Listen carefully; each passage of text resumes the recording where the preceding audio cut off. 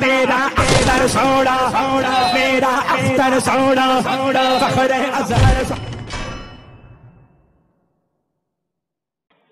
Hello جی ہاں، میں تم کو ابھی وسیلے کا سمجھا رہا تھا نا، تو میں تم کو کہہ رہا تھا کہ جو وسیلے میں پہلے تم کو میں نے حوالہ دیا یہ امام حجر عسقلانی کا، ٹھیک ہے، فتح الباری کے اندر، ٹھیک ہے، اور دوسرا امام تاج الدین سبکی کا. انہوں نے کیا کہا کہ غیر نبی ولی کا بھی وسیلہ جائز ہے. اس سے یہ پتہ چلتا ہے امام تاج الدین سبکی جو قریباً 600 ساڑھے 600 ہجری کے امام ہے، ٹھیک ہے، یہ فاصلہ ہے کچھ امام کا، مجھے تاریخ ابھی پختہ یاد نہیں ہے، ٹھیک ہے. اب جو ان کا جو ایک قیاس ہے کہ یہ وصال کے بعد شرک ہو جائے گا، وصال سے پہلے جائز ہوگا، تو یہ قیاس انہوں نے کہاں سے لایا؟ حالانکہ ایسا کوئی شریعت کا اصول نہیں ہے. شریعت کا اصول یہ ہے کہ اگر تم نے زندہ کو پوچھا، زندہ سے شرک کیا تو بھی شرک، مردہ سے کیا تو بھی شرک، یعنی شرک شرک ہی ہے، سمجھے؟ ہاں، زندہ سے کرو یا مردہ سے کرو. اور دوسری چیز ہمارے پاس اس کے لیے ایک اور دلیل دیتے ہیں، ایک اور دلیل دیتے ہیں امام ابو حنیفہ رحمۃ اللہ علیہ کی. کس بات کی؟ انہوں نے فرمایا کہ جو نبی پاک صلی اللہ علیہ وسلم کا وسیلہ جائز نہیں ہے. جائز نہیں.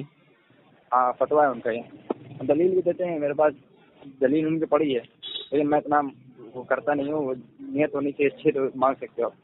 اچھا، امام اعظم ابو حنیفہ نے لکھا ہے کہ نبی صلی اللہ علیہ وسلم کا وسیلہ جائز نہیں. ہاں ٹھیک ہے، مجھے بھیجنا. ہاں بھیج دوں گا آپ کو. اور دوسرا دلیل میرے پاس بک ہے اس کی، مطلب بک تو میرے پاس نہیں ہے لیکن کتاب ہے، مطلب تو کتاب میں تھوڑا جو ہے ہلکی سی دھندلی ہے تو پڑھنے میں نہیں آتی صحیح سے. نہیں، تم دیکھو کسی کی بھی کتاب مت پڑھو، تم ہے نا جال حق پڑھو اور جو سنی علماء کی کتاب ہے صحیح کتاب صحیح ہے، کتاب غلط نہیں ہے. کتاب کون سی ہے؟ صحیح ہے، کتاب بھی صحیح ہے ان کی. کتاب کون سی ہے؟ کتاب دیکھیے، میری کتاب کا نام تو مجھے نہیں آتا ہے لیکن میں بتا دوں گا آپ کو بعد میں. اچھا، تو ابھی تم کو میں نے جو اس کا سمجھایا امام اعظم ابو حنیفہ رحمۃ اللہ تعالیٰ علیہ، اگر اس کا اگر نہیں ان کا اگر صحیح کلیئر ہو جائے گا تو وسیلہ تو پھر بھائی کہاں سے ناجائز ہو جائے گا؟ جائز ہی ہوگا پھر تو. جی بالکل. ابھی دیکھو امام تاج الدین سبکی نے لکھا رحمۃ اللہ تعالیٰ علیہ، امام حجر عسقلانی رحمۃ اللہ تعالیٰ علیہ، اور دوسری قرآن میں ایک ایسی آیت ہے جو وسیلے کی کھلی نشانی ہے، اے ایمان والو اللہ کی راہ میں ڈرو اور وسیلہ طلب کرو. اب وسیلہ تو طلب کرنے کے لیے کہا گیا، اصل میں پھر اس کی ایک اور دلیل دیتے ہیں یہ. ہاں پتا ہے دلیل. دیکھیے سنیے، دلیل یہ لوگ ہزار دے لیکن یہ ان کی دلیل ہے، یہ قرآن اور حدیث کی دلیل نہیں، یہ بنا کر بولتے ہیں. یہ ہمارا مطالبہ ہے کہ تم ایک دلیل ایسی لے آؤ جس سے واقعی میں پتا چلے کہ وصال کے بعد لینا شرک ہے، جو بھی بدعت ہے تمہارے نزدیک، ٹھیک ہے. اور میں پورے ائمہ محدثین کی پوری کتابوں سے بتاؤں گا. ٹھیک ہے، بتائیے کیا دیتے ہیں. وسیلہ قرآن میں آیت نہیں ہے کہ وسیلہ اختیار کرو، تو یہ کہتے ہیں وسیلہ لگانا ہمارے اوپر جائز، وہ مستحب نہیں ہے. جب جیسے کوئی کہتا ہے مستحب ہے، کوئی کہتا ہے بھائی جائز نہیں ہے، تو کہتے ہیں ہمارے نزدیک وسیلہ لگانا فرض ہے. اچھا، فرض ہے. فرض لوگ کہتے ہیں کہ دیکھیں جیسے اللہ رسول صلی اللہ علیہ وسلم نے قرآن میں ہے کہ نماز کیسے نماز فرض ہے، ٹھیک ہے، تو کیسے پڑھتے نماز؟ اللہ رسول صلی اللہ علیہ وسلم نے اللہ رسول صلی اللہ علیہ وسلم نے نماز پڑھنا سکھایا. قرآن میں ہے کہ زکوٰۃ دو، تو کیسے پتہ چلے گا کیسے زکوٰۃ دینا؟ تو اگر اللہ رسول صلی اللہ علیہ وسلم سے پتہ چلے گا کہ اللہ آپ نے کیسا حکم دیا زکوٰۃ دینے کا. تو اب قرآن میں ہے کہ وسیلہ کیسے لگانا، تو اللہ رسول صلی اللہ علیہ وسلم سے صحابہ سے پتہ چلے گا کہ کیسے وسیلہ لگانا جائز ہے، وسیلہ کیسے لگانا جائز ہے. تو وہ کہتے ہیں کہ کوئی ایک صحابہ کی حدیث پیش کر دو، وسیلہ لگایا جائز ہو، وسیلہ ثابت ہو رہا ہو کہ آپ نے وسیلہ لگایا. جی بالکل ہے نا. صحیح نہیں، وہ کہتے ہیں صحیح بخاری کی یا صحیح ابن ماجہ کوئی صحیح حدیث ضعیف نہیں ہونی چاہیے. کوئی بیچ میں صحیح ضعیف راوی نہیں آنا چاہیے. سن لیجیے میری بات، سن لیجیے. اگر وہ یہ کہتے ہیں، اگر یہ چیز پہ ان کو اتنا ہی اعتراض ہے، ٹھیک ہے، تو اول تو پوری بخاری میں اگر تم کہو گے کہ صرف صحیح حدیث ہے تو میں نہیں مان سکتا، کیونکہ اس کے اندر ضعیف حدیث بھی ہیں، ٹھیک ہے. بخاری میں؟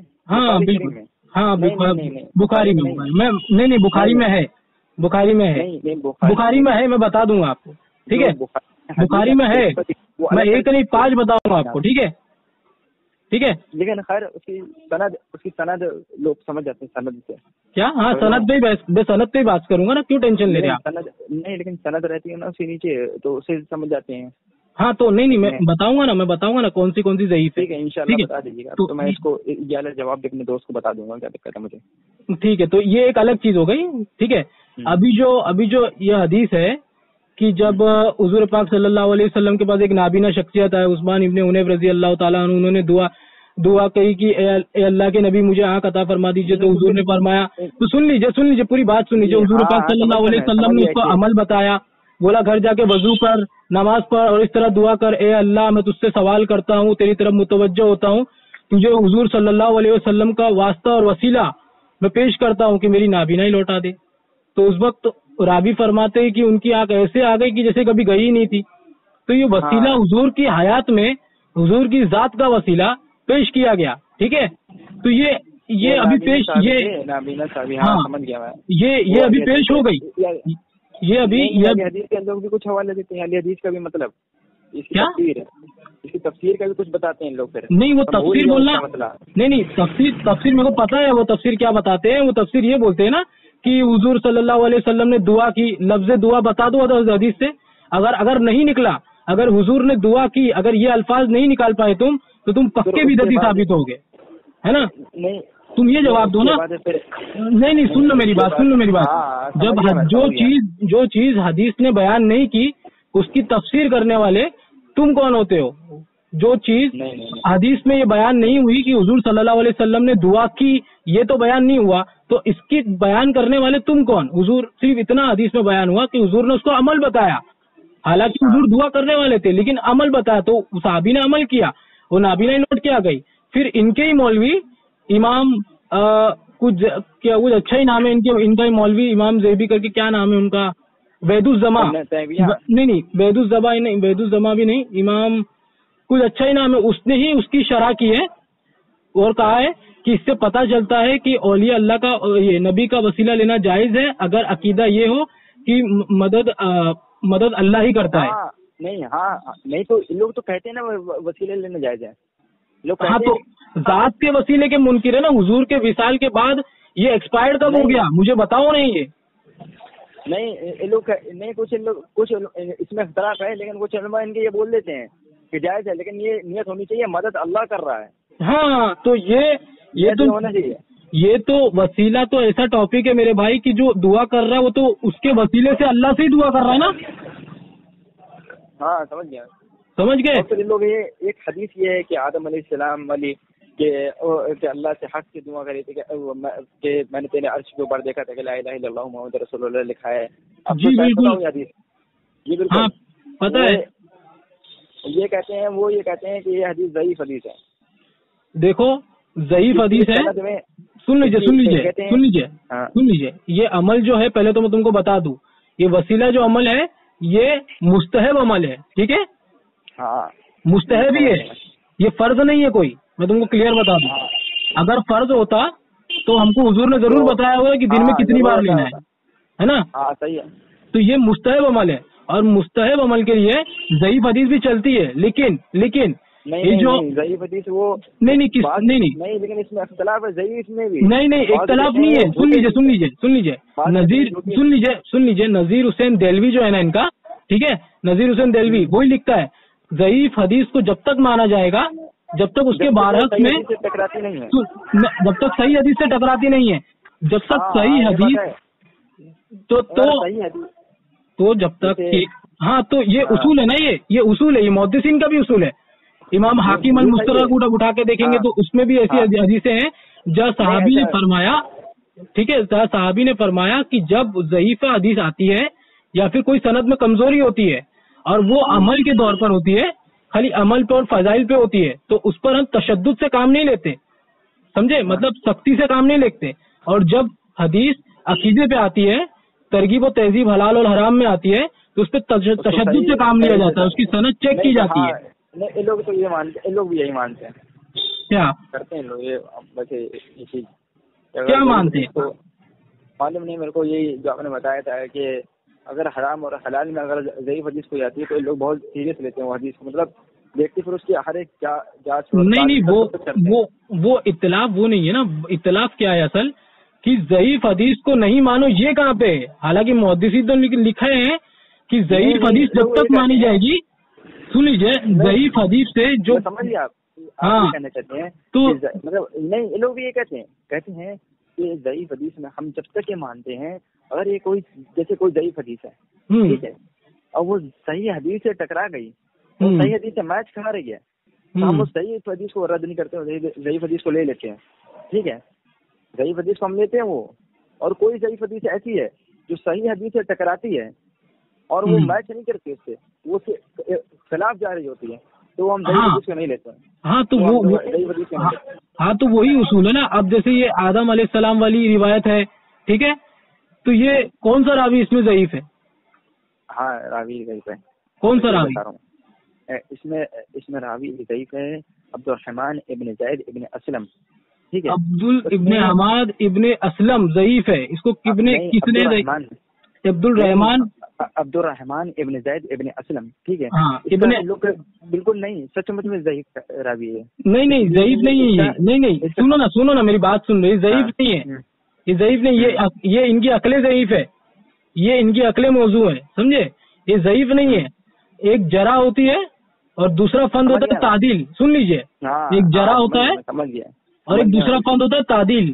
جرح یعنی کسی کے عیب بیان کرنا کہ فلاں شخص ایسا تھا, فلاں شخص ایسا تھا. تعدیل اس کی دفاع, سن لیجئے, اس کی تعدیل ہوتی ہے اس کی دفاع کرنا پورا. ٹھیک ہے, نہیں راوی کا نام عبد الرحمن ہے.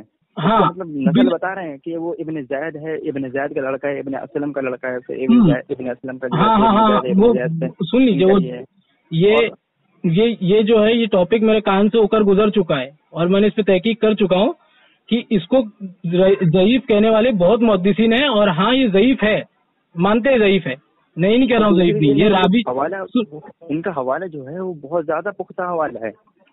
آپ کو تھوڑا نہیں دیکھیے, سنیے, یہ جو راوی واٹس ایپ میں کال کرتا ہوں, واٹس ایپ میں بات کرتا ہوں. نہیں سنیے نا میری بات سن لیجیے, میں ابھی کیا بول رہا ہوں. یہ جو راوی ہے نا ضعیف ہے, مان رہے علماء کہہ رہے ضعیف ہے, لیکن تعدیل بھی ان کی آئی ہے.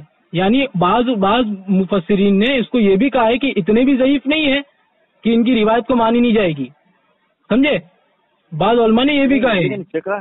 فقہ حنفی کے بیرسٹر جن کو کہتے ہیں امام الذہبی, جن کا نام ہے امام زہبی, امام الذہبی, جن کو فقہ حنفی کا بیرسٹر بولتے ہیں, سمجھ رہے ہیں.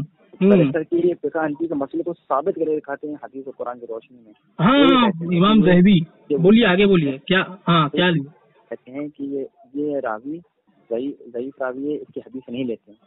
یہ کس نے کہا؟ امام زہبی نے اسے موضوع کہا ہے, موضوع کہا ہے, جھوٹا کہا ہے پورا. لیکن پورا پڑھا کیا آپ نے؟ اسے پورا پڑھا کیا لکھا تھا؟ نہیں میں نے پورا نہیں. اور آگے سن لیجیے, ارے ایک کا جواب لیجیے نا. امام زہبی نے آگے کہا ہے کہ میں انہیں جانتا ہی نہیں, سمجھے.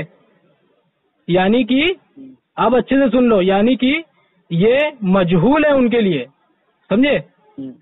یعنی مجہول ہے, جانتے ہی نہیں, مجہول ہے. تو یہ سن لیجیے, جانتے نہیں ویسے. ہاں تو وہی سن لیجیے, ایک کا تو سن لیجیے نا, مطمئن ہو جائے. ایک کا سن لیجیے نا, پھر دوسرا پیش کروں گا, ہے نا.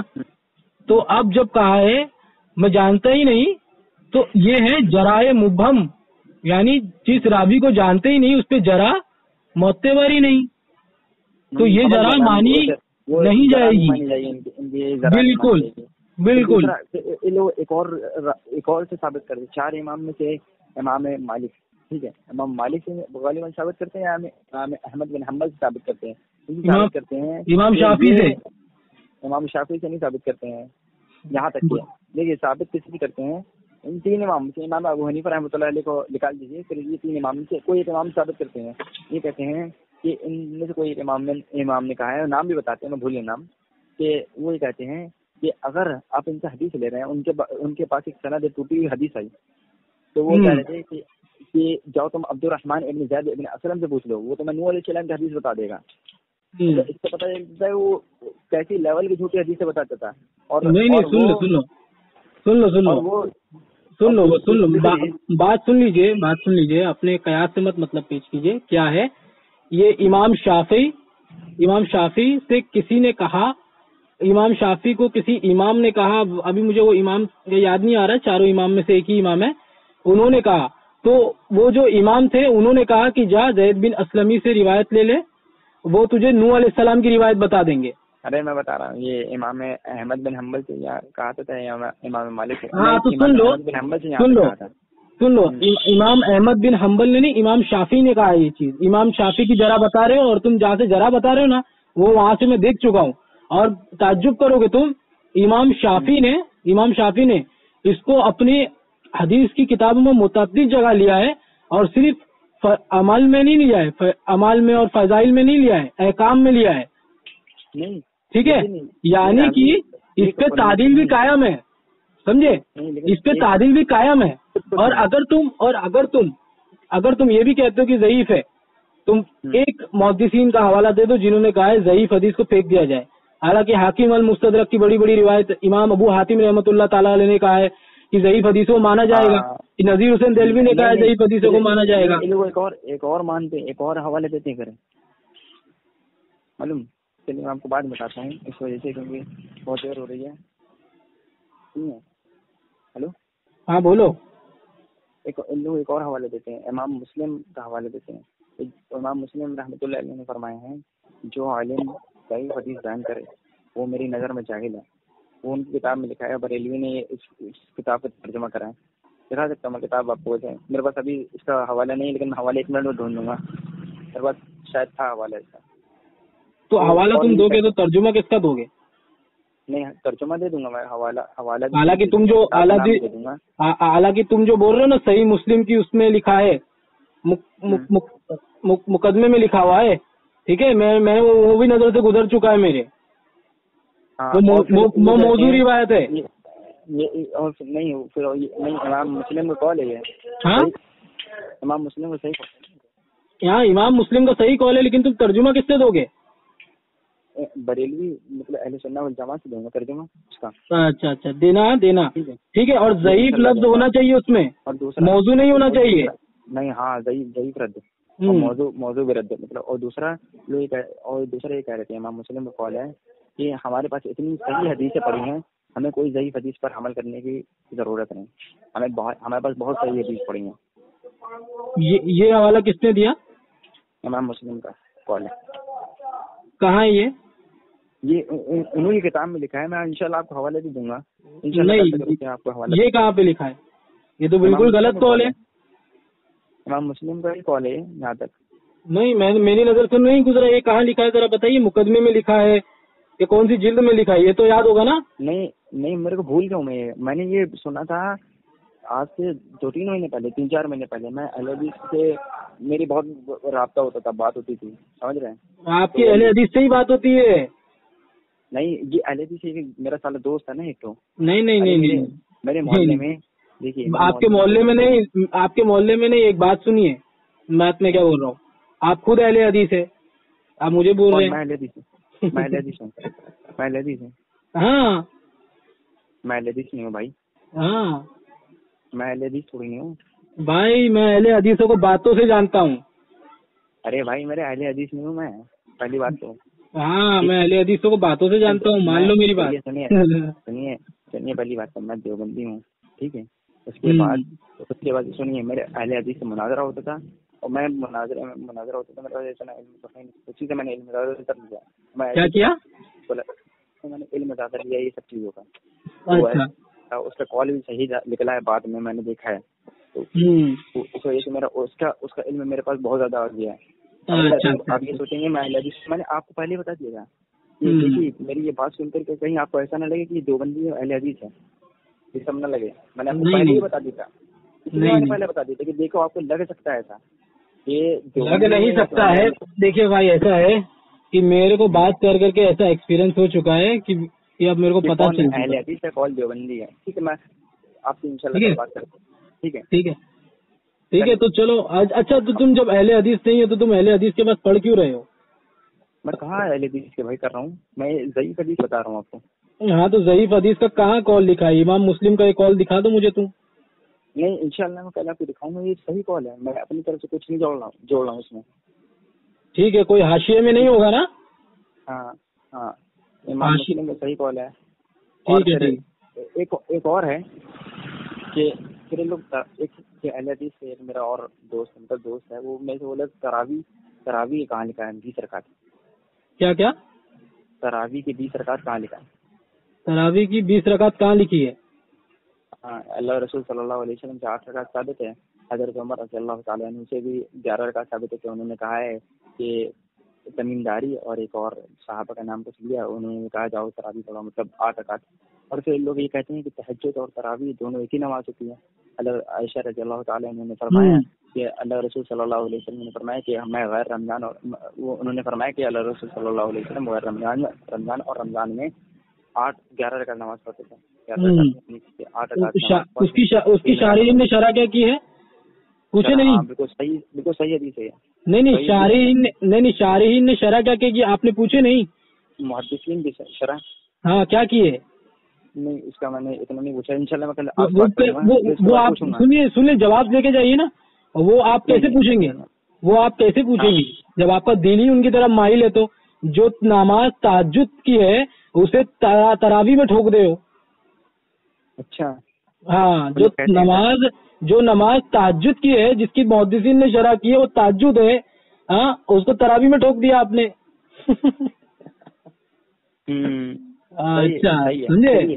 اور تراویح جو ہے ترویح کی سنے, تراویح جو ہے ترویح کی جمع ہے سنے. ٹھیک ہے یعنی 8 رکعت کے بعد اٹھ کر بیٹھنا. ٹھیک ہے, تو جب 8 رکعت ہی پڑھیں گے تو ترویح بھی نہیں ہوئی اور تراویح بھی نہیں ہوئی. ٹھیک ہے, اب اگر اب سن لیجیے 8 رکعت اب سن لیجیے میری بات سن لیجیے میری بات سن لیجیے. میں وہابیوں کو چیلنج کر رہا ہوں. ٹھیک ہے, آپ کے ذریعے آپ کے علاقے میں جو آپ جس سے بھی سیکھے, ٹھیک ہے, اس سے چیلنج کر رہا ہوں 8 رکعت تراویح کی کوئی حدیث لا کے بتا دے جس میں تراویح لفظ تراویح موجود ہو. ٹھیک ہے, یہ تہجد والی نہیں یار, یہ تو تہجد والی ہے. میں 10 محدثین کا حوالہ دے دوں. ہاں 8 رکعت تراویح لفظ تراویح کے ساتھ حدیث میں دکھا دے, بس بات ختم. That's all. میں پڑھنا شروع کر دوں گا. کل بات کرتا ہوں نا آپ سے. ہاں ٹھیک ہے, میں کل بات کرتا ہوں نا آپ سے. میں رول میں کھڑا ہوں. اچھا تو تم اہل حدیث, تو میرے کو ایک بات بتاؤ, تم نام بدل کے کیوں بات کرتے ہو؟ کون بھائی؟ تم میں حدیث ہوں. تو اہل حدیث تمہاری نظر میں کیا ہے؟ اہل حدیث بھائی میری نظر میں یار صحیح انسان نہیں ہے, کیونکہ وہ امام ابو حنیفہ رحمۃ اللہ علیہ کو غلط کہتے ہیں. کیا امام ابو حنیفہ رحمۃ اللہ علیہ تکلیف نہیں کرتے, غلط کہتے ہیں, غیر مقلدین ہے. وہ غیر مقلدین نہیں ہے نا, وہ تو مقلد ہے, مولوی مقلد ہے. ان کو دیکھو ابھی ان کے مولانا نے بتا دیا کہ 8 رکعت تراویح کی حدیث ہے, تہجد والی گھسیڑ دیا تو وہ مان گئے, مولوی مقلد ہوئے نا. ہاں نہیں ہے نا, میں آپ سے کل بات کرتا ہوں اس میں. اور وہ جو یہ سمجھ لیجیے کہ میں نہیں وہ اگر آپ نظروں میں حدیث سے سمجھ میں آ رہا ہے کہ میں حدیث سے تو غلط ہے. انشاءاللہ میں کل بات کرتا ہوں آپ سے. ٹھیک ہے, اور سن لو نا, کال کر سکتا ہوں اور یہ تو سن لو. اچھا جو وسیلے کا جو تھا اس سے مطمئن ہوئے کہ نہیں ہوئے؟ ہاں اللہ کا شکر ہے مطمئن ہوئے. جی. اور سنیوں کی کتاب پڑھا کرو, اگر صحیح میں سننی ہو تو سنی کی کتاب پڑھا کرو, ان کی کتاب مت پڑھو, گمراہ ہو جاؤ گے. سمجھے؟ ٹھیک ہے چلو آپ کو کل کال کروں. ہاں کرو. ہیلو, سنائی دیا؟ آواز سنائی دے رہی ہے ابھی؟ ہاں مجھے سنائی دے رہی ہے. ٹھیک ہے, تمہاری آواز اصل میں بہت سلو آئی. ٹھیک ہے, ہاں میں یہ بول رہا تھا کہ امام ابو حنیفہ رحمۃ اللہ علیہ کوئی اندھی بات تو کر نہیں دیں گے. ٹھیک ہے, ان کے پاس تو کوئی دلیل ہوگی نا. جی بالکل. تو شاید انہوں نے یہی دلیل لی ہو یا کوئی بھی دلیل لی ہو, تو ان کے پاس دلیل ہے. ٹھیک ہے, تو اب بھائی کوئی ان کے پاس 8 یا 20 رکعت جو بھی ہو, ان کے پاس دلیل ہے. اس میں اختلاف امام مالک ہے, ان کے پاس 36 رکعت کی دلیل ہے. 36 رکعت کو ان سے ثابت ہے 36 رکعت. ٹھیک ہے, بعض صحابہ ہی ہیں ان سے ثابت ہے 47 رکعت. 47 رکعت ہے, اس میں ہے بھائی, اس میں اختلاف ہے. بعض 11 بھی ثابت ہے, 11 بھی. وہی تو ہم کہہ رہے ہیں نا. ہم کیا کہہ رہے ہیں کہ اگر آپ اتنے قابل نہیں ہو یا پھر وہابی جو اتنے قابل نہیں ہے جو 8 رکعت کی دلیل پیش کرے تو وہ کسی نہ کسی امام کی تقلید کر کے ان کی طرح بھی جو انہوں نے دلیل قائم کی اس پہ چلے نا. ہاں اور کیا ہے نا. ہاں کہ اگر آپ یہ کریں 8 رکعت چلے ٹھیک ہے 8 رکعت مان لیے پورے مسلک کو فالو کریں. ہاں امام مالک کا مسلک فالو کر لے ان کے پاس بھی دلیل ہے نا. پورے مسئلے نہیں فالو کرتے کبھی کسی کے بھائی. ہاں میں یہی بول رہا ہوں نا. ابھی دیکھو یہ ابن شیبہ میں یہ ایک حدیث ہے. امام طبرانی نے اس کو لکھا معجم الاوسط میں 2 جگہ پہ. امام طبرانی نے معجم الکبیر میں, امام بہقی نے سنن الکبریٰ میں. تو ابھی 20 رکعت تو پہلی حدیث ہے 20 رکعت والی, ٹھیک ہے. اور جس موطا امام مالک میں یہ جو دلیل ہے نا اس کا میں کل جواب دوں گا. جو تم بول رہے ہو نا میرے کو ابھی یاد نہیں آ رہا ہے اس دلیل کا, لیکن تم اسکین بھیجو گے تو میں اس کا جواب دوں گا. آپ نے حضرت عمر والی بول رہے ہیں. نہیں وہ جو تم موطا امام مالک بول رہے تھے نا 8 رکعت والی کچھ بتا رہے تھے مجھے, بعد میں نے بولا اسکین بھیجو. حضرت عمر والی بول رہا ہوں میں, حضرت عمر والی. ہاں تو وہ بھی بھیج دینا, بتاؤں گا میں. اور اسی امام موطا مالک میں ان کو یہی نہیں دکھا کہ یحییٰ ابن مالک رضی. ہاں وہ جو حدیث میں نے آپ کو بتائی وہ صحیح ہے, گولڈن چین ہے. ہاں میں بتاؤں گا نا, میں اس کا بتاؤں گا نا. اس کی شارحین کی شرح دیکھیں گے نا, ہم ٹینشن کیوں لیتے ہیں آپ. ہاں وہ ضروری ہے نا, اور اس کے اوپر بحث بھی تھوڑا کریں گے, وہ میں بتاؤں گا. اب دیکھیے یحییٰ ابن مالک رضی اللہ تعالیٰ عنہ سے نے مجھ کو خبر دی, انہوں نے یزید بن رومان رضی اللہ تعالیٰ عنہ سے روایت کیا کہ وہ فرماتے ہیں لوگ حضرت عمر فاروق رضی اللہ تعالیٰ عنہ کے زمانے میں 23 رکعت کے لیے قیام کی کرتے تھے. سمجھے؟ یہاں سے بھی پتا چلا 20 رکعت تراویح اور 3 رکعت وتر. سمجھے؟ ہیلو. اور حوالہ سن لو, موطا امام مالک کتاب الصلاۃ, کتاب الصلاۃ موطا امام مالک, وہی موطا امام مالک کے اندر ہے. یہ بتائیے. ہاں سمجھیے بھائی, آپ کے بالکل جو دلائل ہے وہ بالکل پکے دلائل ہے, غلط تو کوئی نہیں. یہ بتائیے یہ کون ہے؟ یہ محمد علی مرزا یوٹیوبر ہے. محمد علی مرزا نہیں جانتا نہیں میں, کون ہے یہ کہتا ہے کہ جو 73 فرقے والی حدیث ہے وہ ضعیف حدیث ہے. ارے باپ رے, ارے باپ رے, بولنا کون سی سند سے ضعیف ہے, راوی پوچھنا. پھر وہ اگر ایک راوی پیش کرے گا یہ ضعیف ہے تو میں اس کو دوسری سند پیش کروں گا, پھر دوسری سند پیش کرے گا تو میں تیسری. بریلوی کہہ رہا ہے میں وہ بریلوی تھا, ٹھیک ہے, اب وہ سب کا مسلمان ہو گیا ہے. ارے وہ سب نہ سنی ہے نہ مسلمان, نہ وہ کہتا ہے کہ فرقہ واری ہے تو مطلب کچھ نہیں ہے, مسلمان ہوں میں, مطلب یہی سب بولتا رہتا ہے. نہیں, جو ایسا بولے وہ سمجھ جاؤ پکا دیوبندی یا وہابی ہے. سمجھے؟ نہیں. ہاں یہ بات ہے. وہ اصل میں وہ اپنے آپ کو اہل حدیث نہیں بولتا ہے. وہ بولتا ہے میں ٹرو مسلم ہوں, اور بالکل باتیں بالکل سیم اہل حدیث کی طرح کرے گا. کیا کرے گا؟ بالکل سیم باتیں اہل حدیث کی, لگے گا اہل حدیث ہے, اور وہ کہے گا میں اہل حدیث نہیں. اچھا یہ انجینئر مرزا کیا؟ ہاں. اچھا وہ تو پکا اہل حدیث ہے یار, کیا بات کرتے ہو. اس نے ٹرو اسلام ایپ بنایا. نہیں اہل حدیث ہے وہ. اس نے ٹرو اسلام ایپ بنایا تو اس میں ابن تیمیہ کی شرح اور بید الزما کی تفسیر وہ سب کیوں ڈالا اس نے؟ وہ تو اہل حدیث نہیں ہے نا, تو وہ علماء کیوں ڈال رہے جن کو اہل حدیث وہ لوگ بولتے ہیں.